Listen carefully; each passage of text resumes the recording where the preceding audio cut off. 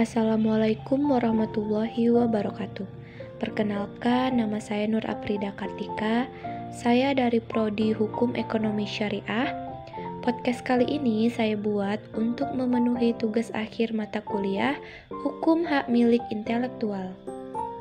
Hak kekayaan intelektual atau sering disebut dengan HAKI adalah hak eksklusif yang diberikan suatu hukum atau peraturan kepada seseorang atau kelompok atas karya ciptaannya. Ibtikar merupakan suatu hal yang baru dalam kajian hukum Islam. Seiring dengan kemajuan dunia keilmuan, dunia usaha dagang, dan kehidupan sosial budaya masyarakat, ibtikar secara maknawi sebagai kepemilikan khusus dan merupakan hasil karya intelektual manusia yang sudah selayaknya ada penghargaan khusus, dan merupakan hasil karya intelektual manusia yang sudah selayaknya ada penghargaan khusus dari masyarakat umum, baik dari segi moral maupun finansial. Kedudukan hak intelektual dalam Islam, para cendekiawan Muslim kontemporer memberikan pandangannya mengenai hal ini. Mereka berijtihad mengenai dasar yang dijadikan sandaran hukum dalam penetapan hak cipta. Secara garis besar, hukum hak intelektual atau HAKI terbagi menjadi dua, yaitu hak cipta dan hak kekayaan industri. Hak cipta adalah hak eksklusif pencipta atau pemegang hak cipta untuk mengatur, mengumumkan, atau memperbanyak penggunaan hasil penuangan gagasan, hasil ciptaan atau informasi tertentu, atau memberi izin untuk itu dengan tidak mengurangi pembatasan menurut peraturan undang-undang yang berlaku. Hak cipta diatur dalam Undang-Undang Nomor 28 Tahun 2014. Adapun subjek hak cipta yaitu pencipta, seseorang atau beberapa orang secara bersama-sama yang atas inspirasinya lahir suatu ciptaan berdasarkan kemampuan pikiran, imajinasi, kecekatan, keterampilan atau keahlian yang dituangkan dalam bentuk yang khas dan bersifat pribadi. Yang kedua yaitu pemegang hak cipta. Ciptaan sebagai pemilik hak cipta atau orang lain yang menerima lebih lanjut hak dari orang tersebut. Ciptaan yang dilindungi, ilmu pengetahuan, seni, dan sastra. Batas waktu perlindungan hak cipta yaitu seumur hidup dan tambahan waktu 70 tahun jika pemegang hak sudah meninggal dunia. Hak cipta diperoleh secara otomatis, tidak ada kewajiban untuk mendaftarkan. Tetapi demi kepentingan pencipta atau pemegang hak cipta, surat pendaftaran ciptaan tetap penting, yang paling utama apabila ada permasalahan hukum terhadapnya di kemudian hari. Hak moral pada ciptaan melindungi kepentingan pribadi pencipta atau penemu haknya melekat pada pencipta, yaitu dicantumkan nama atau samaran pada ciptaannya atau salinannya dalam penggunaannya, mencegah distorsi, mutilasi, perusakan yang menghilangkan apresiasi dan reputasi pencipta. Hak ekonomi pada ciptaan, hak pencipta untuk mendapatkan keuntungan atau manfaat ekonomi atas ciptaannya. Selanjutnya yaitu hak terkait. Hak terkait adalah hak eksklusif yang berkaitan dengan hak cipta, yaitu hak eksklusif bagi pelaku yang memperbanyak atau menyiarkan pertunjukan. Contohnya itu seperti pembuat lagu dengan penyanyi, penulis dengan penerbit, dan lain-lain. Pembuat lagu sebagai hak cipta dan penyanyi sebagai hak terkait. Nah, jadi penyanyi di sini juga dilindungi. Hal-hal yang harus dipenuhi ketika kita ingin melakukan pendaftaran hak cipta dan hak terkait di Indonesia, yaitu yang pertama mengisi formulir pendaftaran ciptaan rangkap 3. Formulir dapat diminta secara cuma-cuma kepada kantor wilayah. Lembar pertama dari formulir tersebut ditandatangani di atas materai.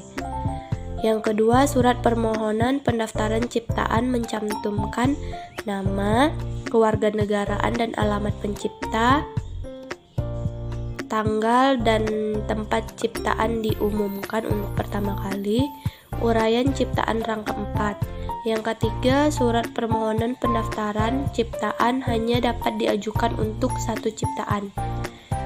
Yang keempat, melampirkan bukti kewarganegaraan pencipta dan pemegang hak cipta berupa fotokopi KTP atau paspor. Yang kelima, apabila permohonan badan hukum, maka pada surat permohonannya harus dilampirkan turunan resmi akta pendirian badan hukum tersebut. Yang keenam, melampirkan surat kuasa, bila mana permohonan tersebut diajukan oleh seorang kuasa beserta bukti kewarganegaraan kuasa tersebut. Yang ketujuh, apabila permohonan tidak bertempat tinggal di dalam wilayah Republik Indonesia, maka untuk keperluan permohonan pendaftaran ciptaan ia harus memiliki tempat tinggal dan menunjuk seseorang kuasa di dalam wilayah Republik Indonesia. Yang kedelapan, apabila permohonan pendaftaran ciptaan diajukan atas nama lebih dari satu orang dan atau suatu badan hukum, maka nama-nama pemohon harus ditulis semuanya dengan menetapkan satu alamat pemohonan. Kesembilan, apabila ciptaan tersebut telah dipindahkan, agar melampirkan bukti pemindahan hak. Yang kesepuluh, melampirkan contoh ciptaan yang dimohonkan pendaftarannya atau penggantinya. Dan yang terakhir, membayar biaya permohonan pendaftaran ciptaan sebesar 200.000, khusus untuk permohonan pendaftaran ciptaan program komputer sebesar 300.000. Hak kekayaan industri meliputi hak merek, indikasi geografis, hak paten, desain tata letak sirkuit terpadu, desain industri, dan hak merek adalah hak eksklusif untuk pemilik merek yang sudah terdaftar dalam menggunakan mereknya dalam aktivitas perdagangan produk, barang, atau jasa. Jangka waktu hak merek yaitu 10 tahun semenjak tanggal penerimaannya dan bisa diperpanjang. Tujuan batasan jangka waktu guna untuk memastikan bahwa merek yang didaftarkan masih aktif. Hak merek terbagi menjadi 3, merek dagang, merek jasa, dan merek kolektif. Merek dagang adalah merek yang digunakan pada barang yang diperdagangkan oleh seseorang atau beberapa orang secara bersama-sama atau badan hukum untuk membedakan dengan barang jenis lainnya. Merek jasa adalah merek yang digunakan pada jasa yang diperdagangkan oleh seseorang atau beberapa orang secara bersama-sama atau badan hukum untuk membedakan dengan jasa sejenis lainnya. Merek kolektif adalah merek yang digunakan pada barang atau jasa dengan karakteristik yang sama yang diperdagangkan oleh beberapa orang atau badan hukum secara bersama-sama untuk membedakan dengan barang atau jasa sejenis lainnya. Di Indonesia, undang-undang yang mengatur tentang merek adalah Undang-Undang Nomor 20 Tahun 2016 tentang merek dan indikasi geografis yang memberikan perlindungan kepada hak merek berupa perlindungan preventif dan represif. Merek mempunyai fungsi untuk memberi tanda pengenal barang, guna membedakan barang seseorang atau perusahaan dengan barang orang atau perusahaan lain. Hak paten adalah hak eksklusif yang diberikan oleh negara kepada penemu atas hasil penemuannya di bidang teknologi. Contohnya seperti blender, televisi, kulkas, dan lain-lain. Dalam hak paten ada istilah invensi atau hasil temuan dan inventor atau penemunya atau orangnya. Dasar hukum hak paten yaitu Undang-Undang Nomor 13 Tahun 2013. Hak paten terbagi menjadi 2, paten biasa dan paten sederhana. Paten biasa invensi di bidang teknologi seperti blender, lampu, handphone, dan lain-lain. Nah, sedangkan paten sederhana yaitu yang mengutamakan fungsinya seperti pisau, cobek, babat, dan lain-lain. Jangka waktu paten sederhana hanya 10 tahun dan tidak dapat diperpanjang. Sedangkan paten biasa jangka waktunya 20 tahun. Hak paten ini tidak dapat diperpanjang jangka waktunya karena agar adanya perkembangan baru, inovasi baru, atau penemuan baru di bidang teknologi. Perlindungan varietas tanaman atau PVT atau hak pemulia tanaman adalah hak kekayaan intelektual yang diberikan kepada pihak pemulia tanaman atau pemegang PVT untuk memegang kendali secara eksklusif terhadap bahan perbanyakan atau mencakup benih, stik, anakan atau jaringan biakan dan material yang dipanen atau bunga potong, buah potongan daun dari suatu varietas tanaman baru untuk digunakan dalam jangka waktu yang telah ditentukan. Sedangkan pengertian perlindungan varietas tanaman menurut Undang-Undang PVT Undang-Undang Nomor 29 Tahun 2000 Pasal 1 adalah perlindungan khusus yang diberikan negara yang dalam hal ini diwakili oleh pemerintah dan pelaksanaannya dilakukan oleh Kantor Perlindungan Varietas Tanaman terhadap varietas tanaman yang dihasilkan oleh pemulia tanaman melalui kegiatan pemuliaan tanaman. Adapun jenis-jenis dan jangka waktu PVT yaitu tanaman musiman seperti padi, timun, cabai, tomat, kacang-kacangan, dan lain-lain. Jangka waktunya 20 tahun. Selanjutnya ada tanaman tahunan seperti pohon mangga, rambutan, durian, dan lain-lain. Jangka waktunya 25 tahun. Berakhirnya hak PVT, berakhirnya jangka waktu, pembatalan, dan pencabutan.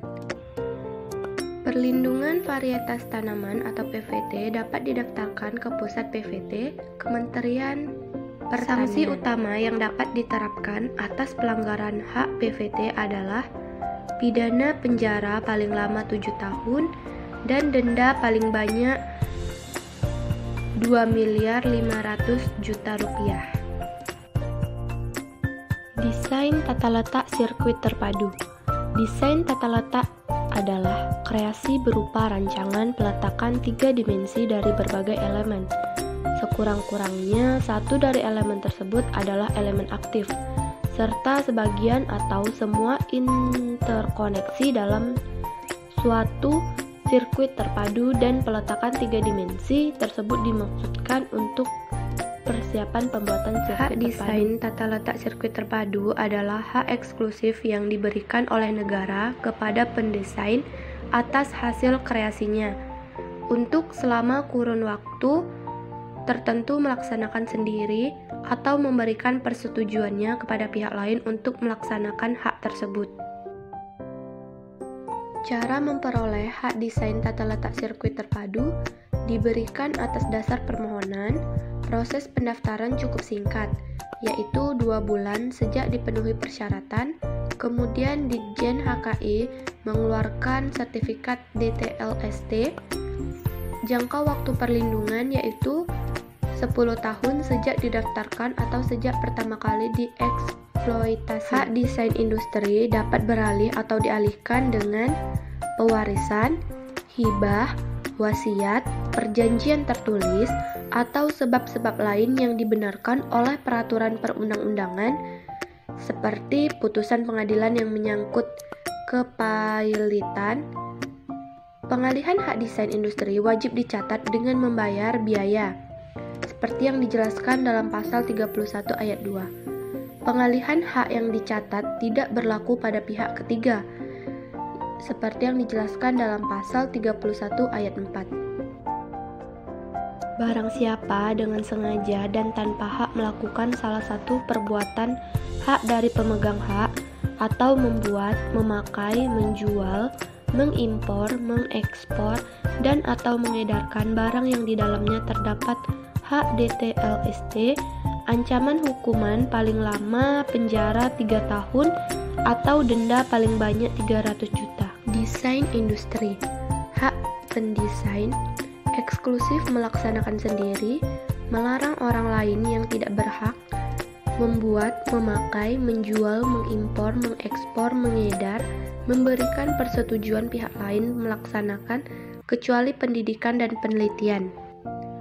Dasar hukum desain industri yaitu Undang-Undang Nomor 31 Tahun 2000. Jangka waktu perlindungan DI yaitu 10 tahun terhitung sejak tanggal penerimaan dan tidak dapat diperpanjang. Cara pendaftaran DI yaitu mengisi formulir pendaftaran, melampirkan surat kuasa khusus, surat pernyataan pengalihan hak atas desain industri, bukti kepemilikan hak atas desain industri, uraian desain industri, atau keterangan gambar, contoh fisik, gambar-gambar atau foto-foto desain industri, bukti pembayaran biaya permohonan 600.000 atau 300.000 untuk UKM. Adapun perbedaan antara merek dengan desain industri yaitu kalau merek merupakan tanda dari suatu produk yang harus dapat dibedakan dengan produk lain dan jangka waktunya 10 tahun dan dapat diperpanjang. Sedangkan desain industri, penampilan atau bentuk desain dari suatu produk, jangka waktunya 10 tahun dan tidak dapat diperpanjang. Rahasia dagang adalah padanan bahasa Indonesia untuk undisclosed information sebagaimana tertulis pada TRIPS. Konsep perlindungan terhadap rahasia dagang ini berawal dari pasal 10 bis Paris Convention. Ruang lingkup perlindungan rahasia dagang meliputi metode produksi, metode pengolahan, metode penjualan, atau informasi lain di bidang teknologi dan atau bisnis yang memiliki nilai ekonomi dan tidak diketahui oleh masyarakat umum. Rahasia dagang mendapat perlindungan apabila informasi tersebut bersifat rahasia, mempunyai nilai ekonomi, dan dijaga kerahasiaannya melalui upaya sebagaimana mestinya. Informasi dianggap bersifat rahasia apabila informasi tersebut hanya diketahui oleh pihak tertentu dan tidak diketahui secara umum oleh masyarakat. Informasi dianggap bernilai ekonomi apabila sifat kerahasiaan informasi tersebut dapat digunakan untuk menjalankan kegiatan atau usaha yang bersifat komersial atau dapat meningkatkan keuntungan secara ekonomi.